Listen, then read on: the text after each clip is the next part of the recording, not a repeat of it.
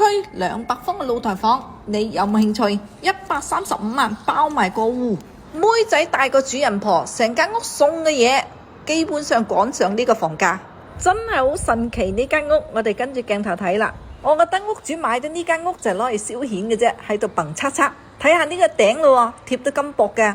側邊呢個牆紙好撈啊，攝齊佢，全部線百花牆，玫瑰花居家嘅感覺，地磚嗰啲都好靚噶。原有嘅佈局呢度係走道，一前一後2間房，入邊就係主套。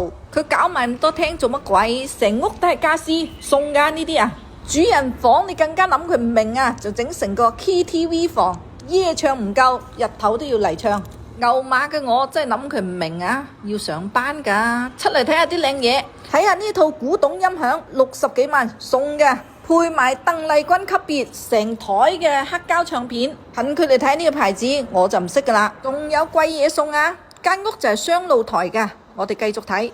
呢個係露台嘅廳嚟噶，大嘅辦公台，成排嘅靚酒，酒就唔送噶啦，屋主攞返去飲。睇下啲珍藏家私啦，2個博古酒櫃加成套嘅紅木沙發。紅木呢家嘢真係要懂貨嘅老行家過嚟睇先得。屋主買過嚟10幾萬嘅，依家全送。間屋入正嘅面積唔算好大，但係你使用到嘅面積去到280方。成間屋落嚟俾佢整咗3、4個廳。廚房出嚟就係我哋嘅超級大露台，光線好，單邊位。依家鏡頭掃過嚟係有3間房，2個洗手間。好神奇一間屋啊！23萬首期包埋個戶。